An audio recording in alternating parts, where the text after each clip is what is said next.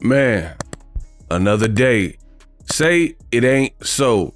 Carlos Adames speaks on what happened in Saudi Arabia, and he reveals some shocking things. He believes that what Turki Al-Sheikh did for his ambassador and fighter, Hamza Shiraz, was not really ethical. We got to talk about it. Now, Brunch Boxing from Twitter put out this article. Very good read. Somebody sent it to me and I decided to make a video about this because I've already talked about the situation. If you don't know what I'm talking about, here's some quick, very quick cliff notes. Saudi Arabia, February 22nd, Carlos Adames, a champion, had a fight on the card. He was defending against Hamza Shiraz, who's like a 6-foot Muslim dude with Frank Warren. And in that particular fight, Turki Al-Sheikh was basically coaching Hamza Shiraz in the later rounds and seemingly had the scorecards and notified him. It's all on tape. Notified him. So this is the video. And again, I've already covered it. So you guys with better audio, you can watch that previous video I did. He's saying 2 points, 2 points. You're losing by 2 points. Knock him out. You need a knockout to win. So for starters, I mean, this is common sense. This seems to be a conflict of interest. Why would the organizer of the entire event be noticeably not neutral and helping out one corner as if he's, you know, the coach or the cut man or whatever for this particular fighter, but you're not letting it be known and offering the same assistance and aid for the rival who happens to be a champion? I mean, this is just common sense. This is bizarre conduct, to say the least. Imagine if Al Heyman was going to, I'm just making up a completely hypothetical scenario, but Al Heyman gets out of his seat in the middle of the fight and tells Tank to knock out Ryan Garcia because he's down by 2 points on the scorecards. People would be like, first of all, why did Al Heyman get out of his seat to do that? Second of all, how does he even know what the scorecards are?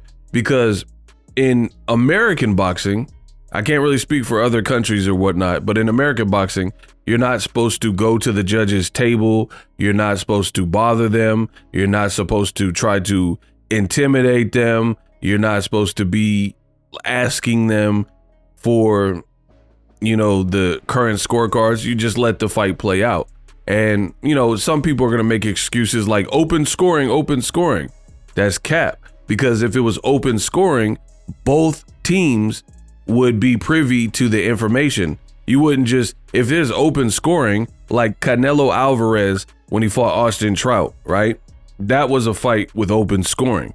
But you'll notice in that fight that appeared on Showtime, Canelo was advised of where he was at in the fight, but so was Austin Trout.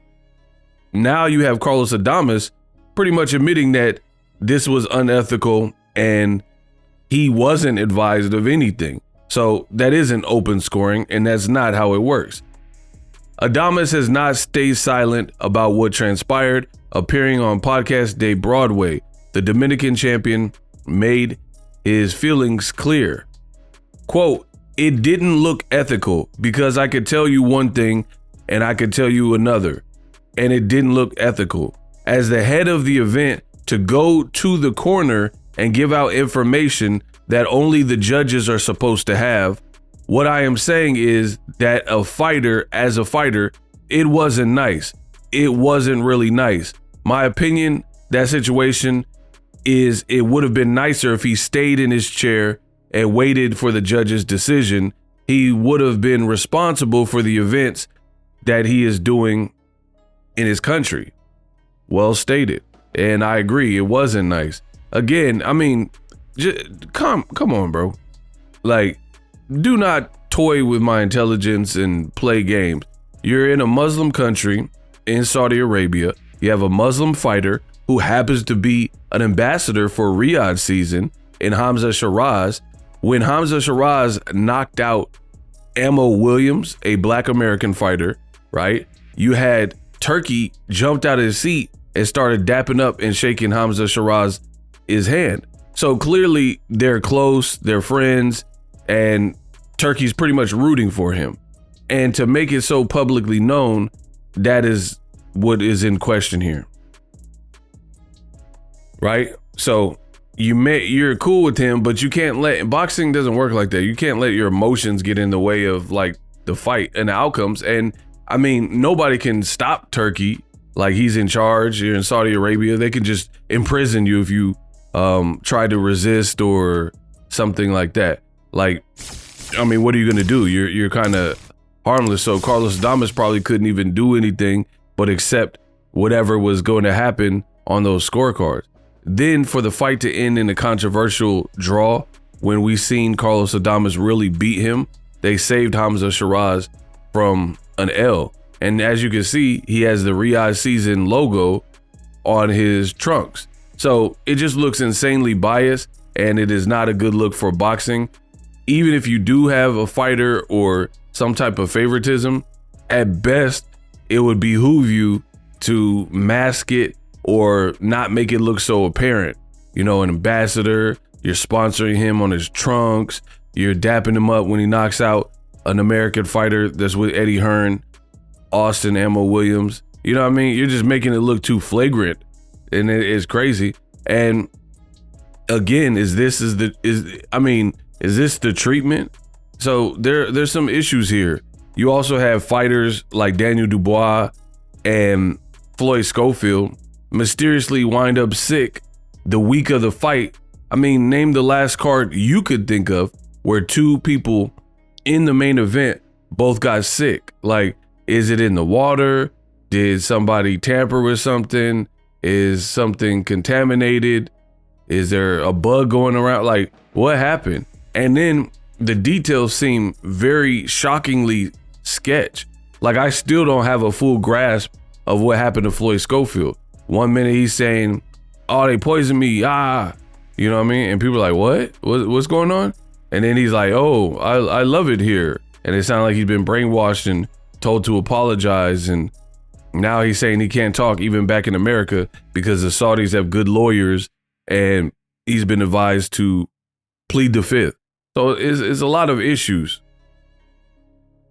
And in my past work, I also explained to you that Carlos Adames was having trouble entering the Kingdom of Saudi. So they were kind of like almost playing mind games with him. He says, quote, I tried to board the plane to Saudi Arabia, but I am banned from getting on because they will not allow me to enter Saudi Arabia.